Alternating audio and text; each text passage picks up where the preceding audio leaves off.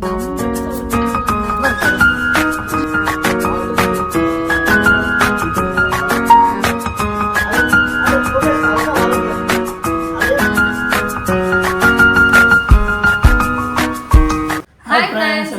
வணக்கம். நாங்க தான் உங்க துர்கா காந்தி, ஷோபிகா, ரித்திகா. ஓகே ஃப்ரெண்ட்ஸ், இன்னைக்கு என்ன வீடியோ பார்க்க போறீங்கன்னா சொல்லுங்க. அஸ்வின் சார் பார்க்க போகலையான்னு கேட்டிருந்தீங்க. நாங்கள் வந்து ஒரு மாதத்துக்கு முன்னாடியே போய் பார்த்தோம். வந்து சாரு கன்சீவாக இருக்கிறது உங்களை மாதிரியே எங்களுக்கு ரொம்ப ரொம்ப சந்தோஷம். நாங்கள் ஒரு மாதத்துக்கு முன்னாடியே பார்த்துட்டு வந்துட்டோம். அந்த வீடியோவை இப்போ நீங்கள் பார்க்க போகிறீங்க. ஆமாம், அந்த வீடியோ பாருங்க.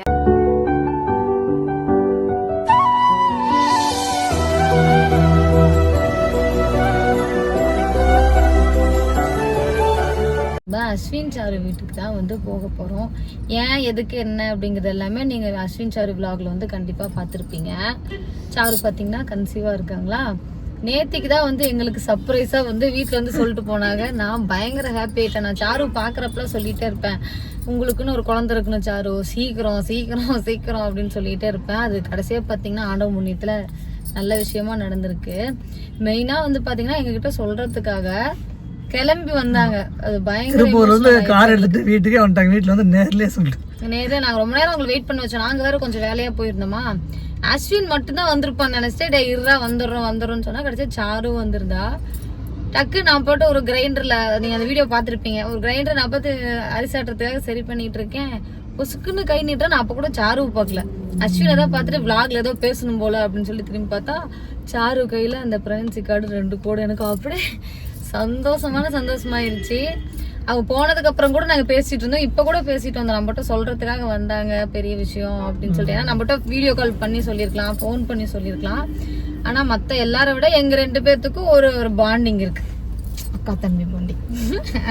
எங்க வீட்டுக்காரெல்லாம் சொன்னார், நம்மகிட்ட சொல்றதுக்காக வந்தாங்க, எனக்கே கண்ணுல கலங்கிருச்சு அப்படின்ட்டு வேற இருந்தாரு. சரி, அதனால நேற்றுக்கு வந்தாங்க. ரொம்ப நேரம் வந்து பேசவும் முடியல. அவங்களும் பாத்தீங்கன்னா கிளம்பி போயாச்சு, லேட் ஆனால நைட் ஆகி போச்சா. சரி, இப்போ அப்படியே அவங்களுக்கு ஃப்ரூட்ஸ் ஏதாவது வாங்கிட்டு போயிட்டு சாரு விட்டு கொஞ்ச நேரம் பேசிட்டு வீட்டுக்கு கிளம்பலான்னு சொல்லிட்டு தான் வந்திருக்கோம். நீ பேசு.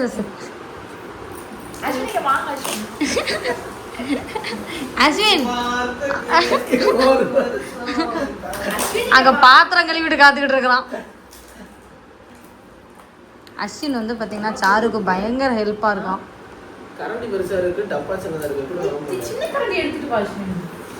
எடுத்துட்டு வாங்க அஸ்வின். நீங்க பார்த்ததுல வாங்க போங்களா? ஏங்க வாங்க போங்க. இல்ல எப்பயுமே அப்படிதான். ஒரு தடவை கேட்பேன், என்ன உன வாடா போடன்னு கொடுப்பேன். அதெல்லாம் வேணாட்டின்ட்டாரு. அதெல்லாம் மரியாதையா இருக்காது. நீ வாங்க வாங்க.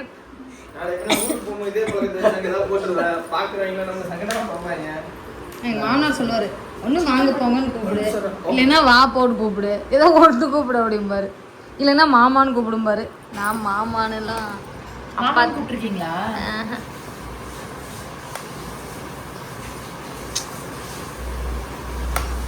போதும் தரும். சப்பாத்தி பன்னீர் பட்டர் மசாலா. அப்ப இப்ப சாப்பிடு. இப்ப பிடிக்கல, இப்ப சாப்பிட்டேன்லக்கா. ஆப்பிள்லாம் சாப்பிட்டேன்ல.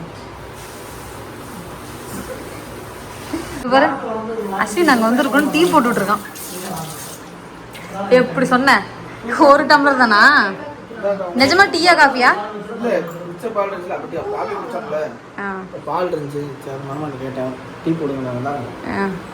பையன் எவ்வளவு பொறுப்பா வேலை செஞ்சுட்டு இருக்கான் வீட்டுல. இந்த மாதிரி பொறுப்பா ஒரு புருஷன் யாருக்காவது வேணும்னா சொல்லுங்க, வித்துறோம். சாரு கேட்கலடா.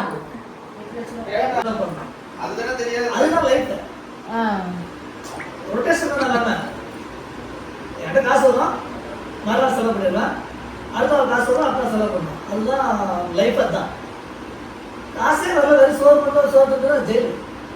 அப்படி சொல்றீங்க? இல்ல, பணத்தை பார்த்து செலவு பண்ணா கூட நிம்மதி இருக்கும். சும்மா வந்து செலவு பண்ணாலும் நம்ம கைக்கு பணம் வந்துட்டு வரைக்கும் செலவு பண்ணாலும் அதுதான் லைஃப், அதுதான் என்ஜாய்மெண்ட். இல்லை, அது சாப்பாடு மட்டும் வரும்னா அது ஜெயிலு.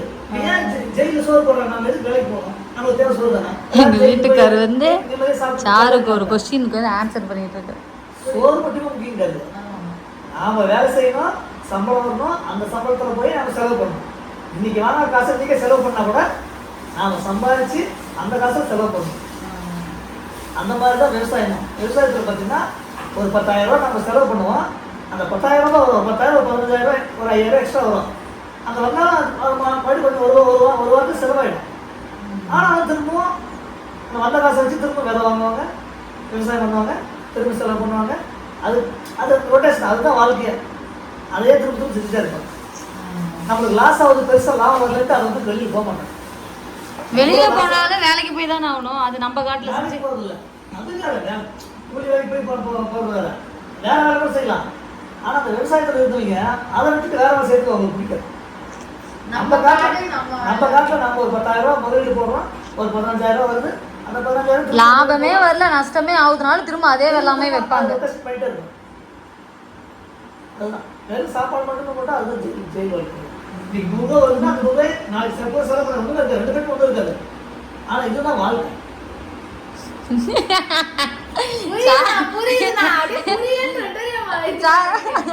அஸ்வின் அங்க என்ன பண்ணிட்டு இருக்கான்? அங்க பாருங்க டீ வச்சிட்டு இருக்கான்.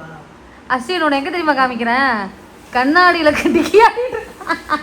கண்ணாடியில தெரியுதுடா. அதுக்கு இன்னொரு உதாரணம் இருக்கு. நீ காலையில் வீட்டுக்கு வரும்போது ருக்காட் சொல்லிட்டு வந்தான். நாங்கள் காசு செலவாயிட்டுங்கிறதுக்காக அவன் வந்து வேலைக்கு போகாமல் இருப்பானா? போவான். சாருக்கு என்ன சொல்றதுன்னே தெரியல.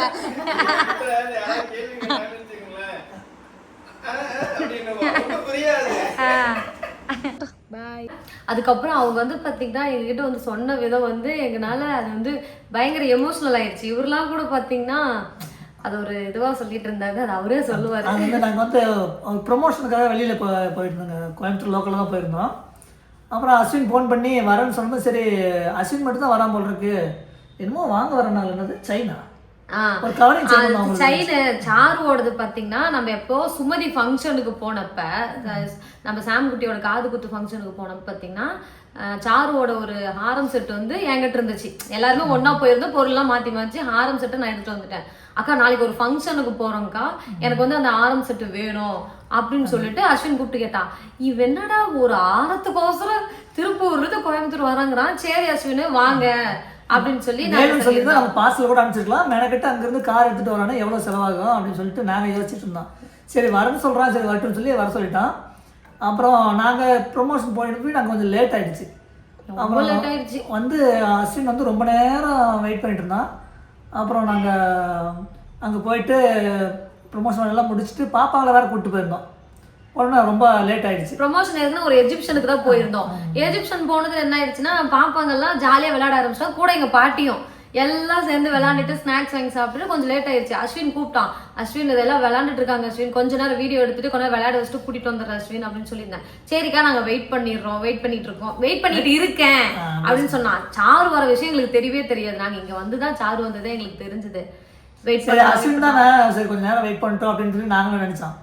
அப்புறமா வந்து பார்த்தா அஸ்வின் சாரு 2 பேருமே கார்ல இருந்து இறங்கி வராங்க. அஸ்வின் சாருவே கூட்டு வந்திருக்குன்னு சொல்லி. ஏன்னா எங்களுக்கு வந்து பாத்தீங்கன்னா அப்ப கன்சீவா இருக்கிற விஷயமே தெரியாது. இதெல்லாம் கன்சீவா இருக்கிறதுக்கு முன்னாடி ஒரு பிள்ளை கூட்டிட்டு வந்துட்டு எவ்வளவு நேரம் இவன் கார்ல உட்காந்துட்டா ஃபர்ஸ்டே சொல்லியிருந்தீங்கன்னா பாப்பாங்கிட்ட ஏதாவது சமாதானப்படுத்தி கூட கூட்டு வந்திருப்போம். சரி நீ இவன் ஒருத்தனா பசங்களோட வந்திருப்பான் போல அப்படின்னு தான் நாங்க நினைச்சிட்டு இருந்தோம். பைக்கான எடுத்துக்கிட்டு பசங்களோட வந்திருப்பான் அப்படின்னு நினைச்சா சாருவை கூட்டு வந்துட்டான். உடனே சிரிச்சுட்டே சாரு வந்துச்சு. சரின்ட்டு வந்துட்டு நான் என்ன பண்ணேன், அரிசி ஊற வச்சுட்டு போயிருந்தோம். நைட்டு லேட் ஆயிடுச்சா வர்றதுக்கு. சரி அரிசி வந்து அந்த அஸ்வின் சார் அந்த வீடியோவில் கூட நீங்கள் பார்த்துருப்பீங்க. நான் வந்து கிரைண்டர் ரெடி பண்ணிட்டு இருந்திருப்பேன் அரிசி ஆட்டுறதுக்காக.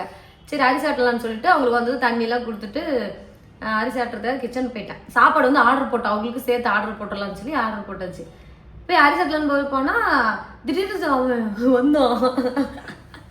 சாருக்கு வந்துச்சு. அஸ்வின் கூப்பிட்றான், இவன் என்ன விளாக் எடுக்கிறான், டே விளாக் எடுக்கிறேன்னு சொல்லிட்டு நானும் எடுத்துக்கிட்டேன்னு மனசுல நினைச்சிட்டு திரும்பினேன். பார்த்தான் நான் சாரு கையை நான் பார்க்கவே இல்லை. ஐயோ எனக்கு பார்த்துட்டு எனக்கு அழுகாச்சே வர மாதிரி ஆயிடுச்சு. எனக்கு நான் கண்ட்ரோல் பண்ணிட்டு இருந்தேன். எனக்கு எப்படின்னா நமக்கு சொந்தம் அந்த மாதிரி எதுவுமே இல்லை. இப்போ அஸ்வின் சாரும் சரி, இப்போ நம்ம பழகிற எல்லா ஃப்ரெண்ட்ஸும் பார்த்தீங்கன்னா சொந்தம் அப்படின்னு இல்லை. ஆனால் அவங்க வீட்டில் எந்த ஒரு நல்லது எந்த விஷயம் நடந்தாலுமே நமக்கு ஒரு பாண்டிங் இருக்கிறனால ஒரு எமோஷனல் இருக்கும்ல. சாரு காமிச்சதும் ஐயோ மாசம் இருக்கியா அப்படின்னு சொல்லிட்டு இதனாலதான் நீங்க வீடியோ போடல. இதுக்கும் நான் அன்னைக்கு காலையில இவர்கிட்ட நான் சொல்லியிருந்தேன், எங்க இந்த அஸ்வின் பையன் வீடியோவே போட மாட்டேங்கிறான், என்னைக்காவது ஒரு நாளைக்கு சாரு மாசமா இருக்குன்னு சொல்ல போறான், ஒருவேளை மாசமா இருக்குமோ அப்படின்னு சொல்லி நான் சொன்னேன். அதெல்லாம் பேசிட்டு இருந்தோம். கரெக்டாக பார்த்தா அதே மாதிரி வந்துட்டாங்க. ஆனால் அதை சொல்கிறதுக்காகவே திருப்பூர்லேருந்து கார் எடுத்துகிட்டு எங்கள் வீட்டுக்கு வந்து வீட்டில் வந்து சொல்லிட்டு போனாங்க. எங்க கிட்ட அப்படின்னா எல்லா சப்ஸ்கிரைபர் மாதிரி எல்லா யூடியூபர் மாதிரி தான். ஆனா எங்களுக்கும் அஸ்வினுக்கு இருக்கிறது பாத்தீங்கன்னா ஒரு இன்னும் கொஞ்சம் நெருக்கமான பாண்டிங்னு சொல்லலாம். இப்ப என் கூட பிறந்த தம்பியே இருக்கான் அப்படின்னா கூட அவன் முண்டாட்டி மாசமா இருந்திருந்தா கூட ஊர்ல இருந்து கிளம்பி வந்து என்கிட்ட சொல்ல மாட்டான், அக்கா என் ஒய்ஃப் மாசமா இருக்குக்கா, உனக்கு நீ வந்து அத்தையாக போற, இப்படிதான் ஒண்ணு இருக்கும் நம்ம சொந்தத்திலே கூட. ஆனா இதெல்லாம் வந்து பாத்தீங்கன்னா ரொம்ப இதாயிருச்சு. எங்க வீட்டுக்காரதான் கண் கலங்கி அழுவ ஆரம்பிச்சிட்டாரு. உண்மையிலே அவங்க இது சொல்கிறதுக்காகவே கார் எடுத்துட்டாங்கிறது இங்கே வந்து நேரில் தான் சொல்லணும்னு சொல்லி நேரில் வந்து சொன்னது எனக்கு ரொம்ப எமோஷன் ஆகிடுச்சு. வந்து ரொம்ப ரொம்ப சந்தோஷமாக இருந்துச்சு அந்த டைமில். ஆனால் உண்மையாலுமே ரொம்ப ஹாப்பி மூமெண்ட்டு. எப்போ அடுத்தது எப்படா டெலிவரி, எப்படா அந்த குழந்தைய நம்ம பார்க்கறது அப்படிங்கிற மாதிரி ஒரு ஆசை வந்துருச்சு எங்களுக்கு. ஏன்னா நமக்கு இந்த அளவுக்கு பாண்டிங் வந்து பார்த்தீங்கன்னா எல்லாரு கூடயும் நம்ம பழகுறோம். ஏன்னா எங்களுக்குள்ள பார்த்தீங்கன்னா நாங்கள் ஒரு 5-6 செட்டு இருக்கோம் இல்லைங்களா, எங்களுக்குள்ள பார்த்தீங்கன்னா ஒரு தனி பாண்டிங்கே இருக்கு. அது எப்படின்னா ஒரு ஃபேமிலியும் இது பண்ண ஒரு நல்ல ஒரு பாண்டிங் ஃப்ரெண்ட்ஷிப்பு.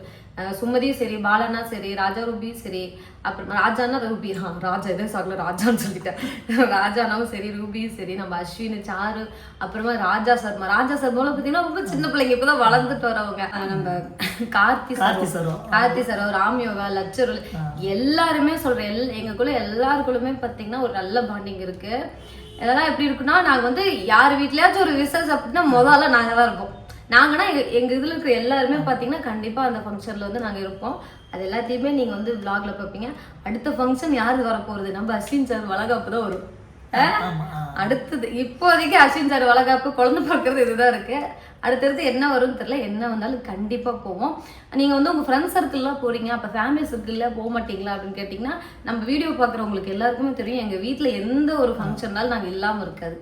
எங்களை மதிச்சு ஒருத்தவங்க சொல்றாங்கன்னா கண்டிப்பா அந்த இடத்துல நாங்க போய் 4 பேர் கிளம்பி போயிருவோம். எல்லாருமே சொல்லுவாங்க, என்னடா எல்லாரும் போட்டோ தூக்கிட்டு வந்தோம், ஃபேமிலியோட போவோம். தனியா கூட நாங்க இது வரைக்கும் இத்தனை வருஷம் கல்யாணம், இப்ப 13 வருஷம் வச்சாங்க. 13 வருஷத்துல பாத்தீங்கன்னா ஒரு ஃபங்க்ஷனுக்கு கூட நாங்க வந்து தனியா போனதே இல்லை. 4 பேர் தான் போவோம். இனிமே 5 பேரா போவோம் பாட்டியோட.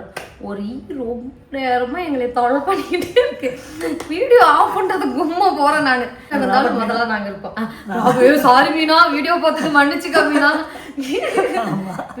சாரி. நேத்தி கூட மீனா கிட்டதான் வந்து பாத்தீங்கன்னா நம்ம ஆயில் பிசினஸ்க்கு வந்து ஒரு ஹெல்ப் கேட்டிருக்கேன். ஏன்னா மீனாவுமே பாத்தீங்கன்னா ஒரு அது என்ன செயின் நகை செட் எல்லாம் இருக்கு இல்லைங்களா, அது வந்து பாத்தீங்கன்னா ஒரு பிசினஸ் வந்து மீனா ஸ்டார்ட் பண்ணிருக்கு. கண்டிப்பா வந்து பாத்தீங்கன்னா ராபர்ட் மீனாவுக்கு எல்லாருமே இது பண்ணுங்க, உங்களுக்கு வேணும் அப்படின்னா சப்போர்ட் பண்ணி நீங்களும் ஆர்டர் பண்ணி வாங்கிக்கோங்க. அந்த பிள்ளைலாம் பார்த்தீங்கன்னா ரொம்ப கஷ்டப்பட்டு கொஞ்சம் கொஞ்சமாக வளர்ந்து வர பிள்ளை. அந்த பிள்ளைக்கெலாம் நல்லா சப்போர்ட் பண்ணுங்க.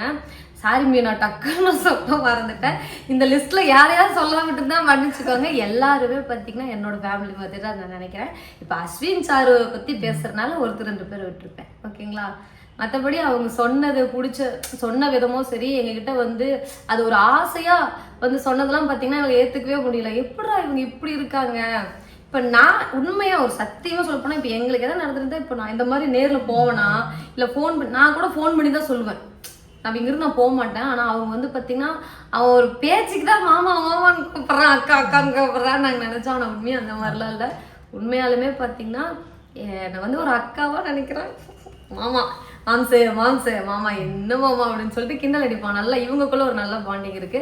சாரும் பார்த்தீங்கன்னா அண்ணி, நான் தான் வந்து உங்களுக்கு முத பிள்ளை, அதுக்கப்புறம் தான் சிவபிகா, அதுக்கப்புறம் தான் ரித்திகா அப்படின்னு சொல்றப்பலாம் அதெல்லாம் சும்மா பேசிட்டு இருக்கோம். அப்படிங்கிறது எல்லாமே பார்த்தீங்கன்னா இந்த கன்சீவா இருக்குன்னு ஒரு விஷயத்தை காமிச்சு எங்களுக்கு ரொம்ப எமோஷனல் ஆக்கி எங்களுக்கு இன்னும் பாண்டிங் ஜாஸ்தியாச்சு. அது ஒரு மாதிரி சொல்ல முடியாதது. நிறைய பேர் பார்த்தீங்கன்னா நிறைய விதமான கமெண்ட்ஸ் பண்ணிட்டு இருக்கீங்க அஸ்வின் சாருக்கு.